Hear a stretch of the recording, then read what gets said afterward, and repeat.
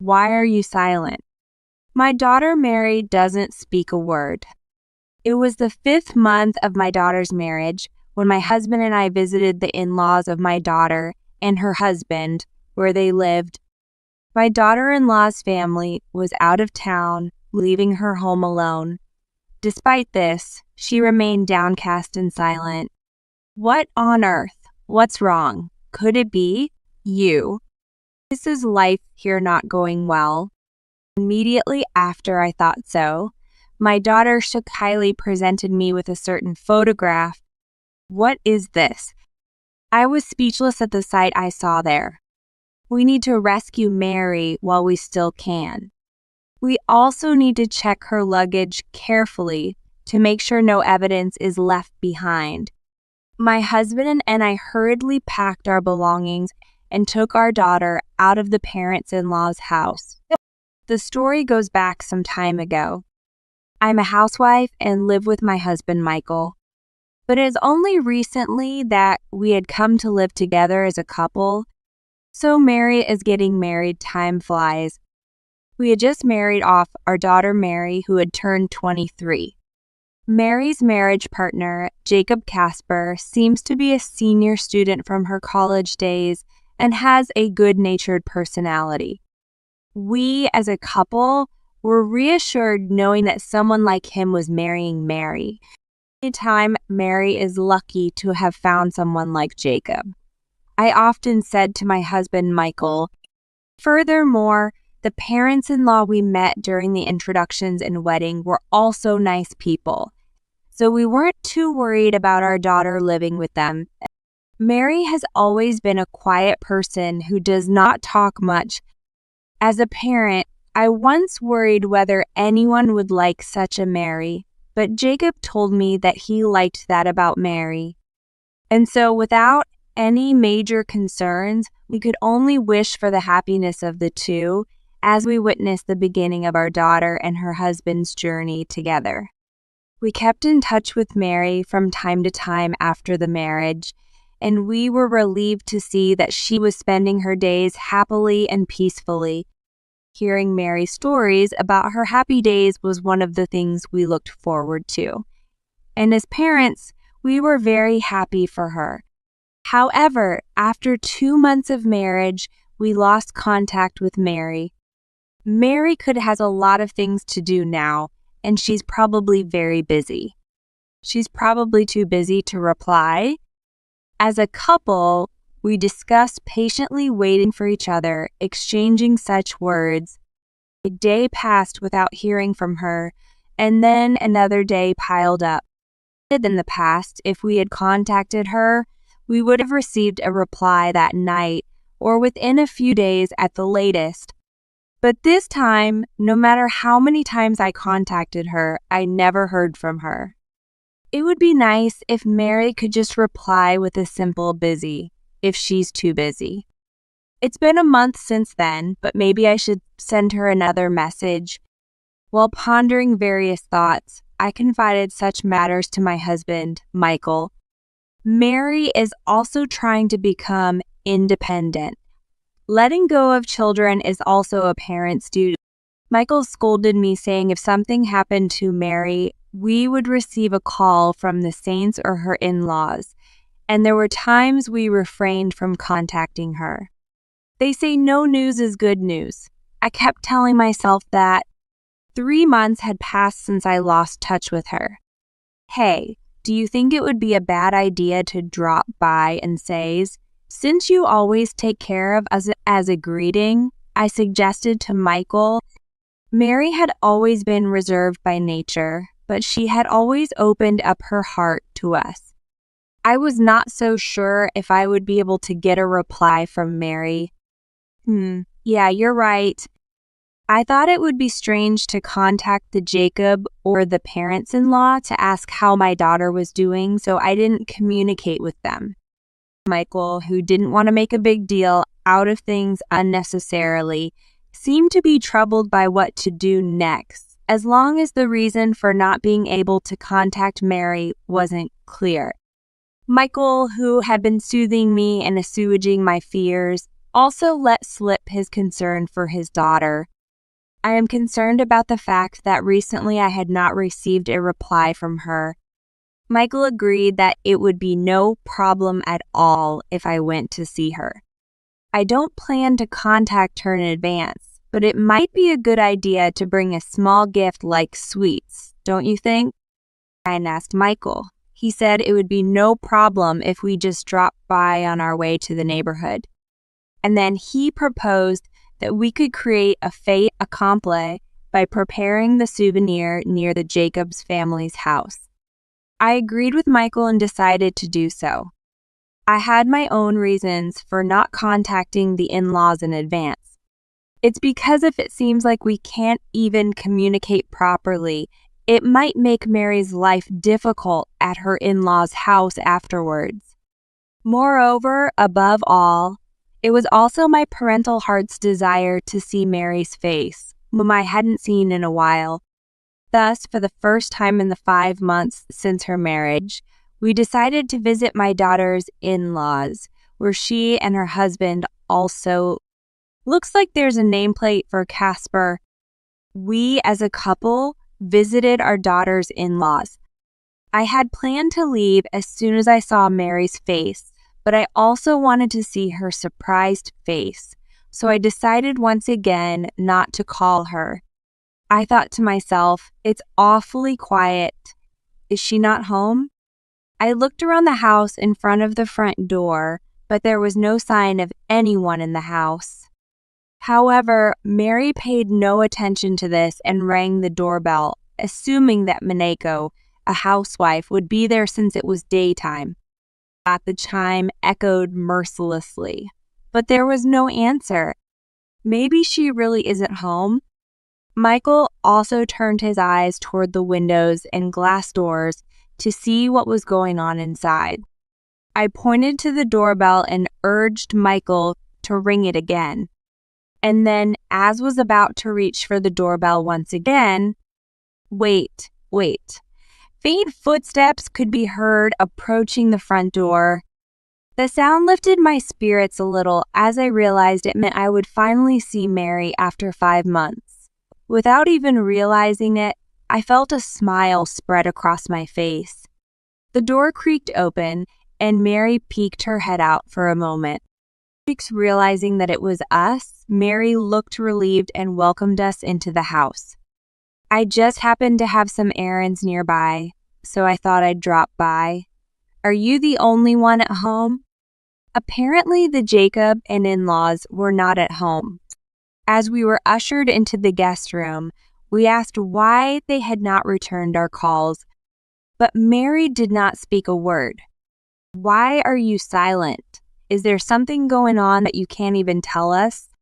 Mary had never said much before, but it was not that she did not talk, which made me feel uncomfortable. While Mary seemed hesitant to speak, we continued our conversation, sensing that she wanted to say something but found it difficult. We were not angry that we had lost contact, you know? We were worried because we hadn't heard from you in months, even though you used to call us when it was late. Actually, we came here because we were worried about you, Mary. That's right. So please feel free to tell us what's been going on and what's been bothering you. Then Murray returned from another room with an envelope, from which she took out a bundle of photographs. We were all stunned when we saw a certain photograph, which she held out to us with a shudder. In the photos, there was a scene of the Jacob arm in arm with an unfamiliar woman. Not only that, but Olivia, our daughter's mother-in-law, was also in the picture with them. What is this? In the background was a department store we had stopped by before coming here. Isn't this an advertisement for the current sale going on? I had stopped by the department store to buy a souvenir, and the ad for the current sale had just been captured in that picture. In other words, the picture had been taken recently. Unforgivable. I trembled with anger. This is outright cheating, isn't it? Michael, who had been showing a calm demeanor until now, also clenched his fists tightly, his emotion showing on his face. And there before us stood Mary, too shocked to speak to us about what had happened. As if everything she had been enduring was about to break down, tears began to spill from Mary's eyes. Let's leave here first. Mary's parents-in-law might come back. Yes, we need to rescue Mary while we still can. If she lives here any longer, she will be destroyed. We have to check her belongings carefully so that no evidence will be left behind. I hurriedly packed up my belongings to help her first, took her out of the parents-in-law's house, and decided to return to our parents' house. Then, back at my house, Mary managed to talk. When she had just left her parents-in-law's house, she was so distressed that she could hardly even make eye contact with us, but she seemed to have gradually regained her composure. We listened to Mary's story. However, the daily life after marriage that Mary confided in us about was clearly different from the harmonious one we had imagined. The in-laws, whom we thought were good people, were in fact selfish and mean-spirited. Mary was forced by her mother-in-law Olivia to do all the housework, from cleaning to laundry, from meal preparation to cleanup. Mary worked hard from morning to night to be a good wife. Look, dust. Cleaning means doing every nook and cranny. Can't you even iron properly? This is tasteless. How can you make such tasteless food? Oh dear, you're using too much water and detergent. Wash it properly with care. However, she was subjected to typical harassment from her in-laws, constantly nitpicking and finding fault with her, making her feel unwelcome. If she tried to explain or defend herself, thinking she had done everything properly, she was told not to talk back. Instead, she was expected to respond with, "I understand" or "I'm sorry." Just answering is something anyone can do. Why couldn't you do it properly? Explain to me. So you keep repeating the same mistakes, don't you? And she was told things like that as well. However, due to being unreasonably scolded continuously, she became timid, not only in her responses but also in her everyday conversations, her voice growing quiet. If you understand, then answer me properly. Do you think it's cute to be silent like a doll? When you already can't understand what you're saying, speak clearly so people can hear you when you talk. Thus, Mary seemed to have become unable to speak up for herself due to being constantly blamed day after day. Of course, Mary was married to Jacob, so she was happy as long as they could live happily as a couple. However, even Jacob was usually so busy with work that he and Olivia went out together on weekends and holidays, and they did not have enough time to spend together as a couple. Mary was also forced to keep her father-in-law, Evan, company at home while he was left alone, instead of being able to go out with her husband and Olivia on weekends. However, Mary has always been a woman of few words. Evan also looked down on her and called her an incompetent wife who could do nothing. Even though Mary was supposed to be Evan's conversation partner, she could only nod in response, and her spirit seemed to deteriorate day by day. Then one day, Mary received a call from a friend. Mary received a call from a friend and made an appointment to meet. Mary bowed to her in-laws and, despite their puzzled expressions, arranged to meet with her friend. At that time, the friend handed her that picture as an example. In fact, about a month before meeting the friend, Mary had been consulting the friend. Mary struggled with whether she should tell us about the harassment she was facing as a daughter-in-law, and she ended up being unable to contact us. Perhaps she also didn't want to worry her parents by letting them know that her married life wasn't going well. At the time, she was so shocked that she could not talk to anyone. Then, while Mary was out shopping by herself, she met a friend again, and the friend, who was worried about Mary's poor health, offered her advice. "Couldn't you talk to the Jacob about it?" When I asked her this, Mary told me a startling story. Olivia was not happy that Mary could not have children right away. Not being able to have children yet. It's like I failed as a daughter-in-law. There were times when she would say such things, but even worse stories would follow. Olivia had told Jacob to leave Mary and find a new woman. Jacob had agreed to this without any argument and had told Mary about the story. What's that? Is he just a mama's boy at heart? Even the quiet-natured Mary apparently confronted Jacob about it, but he remained unwavering in his feelings. Jacob apparently said with a straight face that he would stay married until he found his next spouse. Tension, married until he found his next spouse. Did he really say that? What is that? Is he some kind of demon disguised as a human? Seeing my face twisted in anger like that of a demon, even Michael, who usually reprimands me, swallowed hard. I slammed my clenched fist onto the table, and in a fit of rage, I involuntarily stood up, my emotions boiling over. For to think he would inflict such a cruel wound on my dear daughter. I'll make him pay tenfold. We immediately hired a lawyer and began the divorce proceedings. We wanted to end the relationship between our daughter and her husband as soon as possible and save Mary. As soon as Jacob and Olivia returned home, they noticed that Mary was not there, and the in-laws came to our parents' house later that day. If they had offered an apology to us, who had learned the truth of the matter, we might have considered giving them another chance. However, they seemed to brush off everything and continue to justify their actions, much like he probably thought that if he spoke strongly enough, we would not be able to say anything back to him. If the daughter is like that, it's probably because of the parents. I wonder what kind of upbringing they had. Isn't it the parents' duty to admonish their daughter for not being able to do what's expected of her as a wife?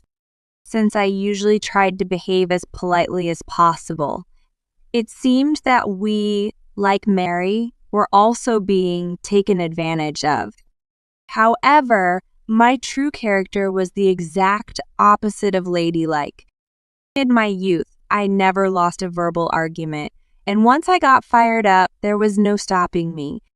You too, enough already. Just because you've become family doesn't mean you can treat people however you want. Just because it's a family matter doesn't give you the right to degrade someone. If you don't know you're doing something wrong, go ahead and tell all your relatives what you've been doing. We're not doing anything wrong. Then surely everyone will turn their backs on you. Anyway, what's done is done. You'll pay for it one way or another. We've already thought of the means. This intimidated, the in-laws choked on their words and quickly fled home. From now on, it's showtime for us. The revenge drama had just begun. We then proceeded with the divorce proceedings with our lawyers as planned. Mary was able to gain an advantage in the divorce proceedings because she had recorded the conversation when her in-laws visited her parents' house. I had also let loose with foul language in the heat of emotion, but because of the circumstances, it was not considered a problem this time. Thus, Mary was able to receive compensation from her husband Jacob, Olivia, and the cheating partner. But there is a later story to this revenge drama. It turns out that the affair partner met with Jacob and Olivia after hearing that Jacob's family was wealthy. The affair partner, who approached Jacob's family for money, ended up in a situation where instead of getting money, they had to pay compensation. The affair partner, who claimed to be wealthy, met with Jacob and Olivia under false pretenses and now plans to sue Jacob's family for marriage fraud or something similar, claiming it was the worst experience. We don't know the outcome of the trial, but thinking about the chaos caused by their own actions among the in-laws, laughter wells up inside me. We also hear that Jacob, Olivia, and even have been ostracized because of the rumors that have spread around their workplaces and relatives. Even neighbors who used to get along with them have given up on them, saying, "That family over there, the family is in a bad mood." On the other hand, Mary, my daughter, struggled with healing her wounded heart after the divorce, and days of anguish continued for a while. However, time seems to have become her medicine, and she has gradually recovered, and now she has found a new job and commutes to work from my home. While it was heartwarming to have my daughter back home after a long time, Mary's sad past wasn't going to disappear. As parents, we will continue to support Mary so that her future life will be a joyous one.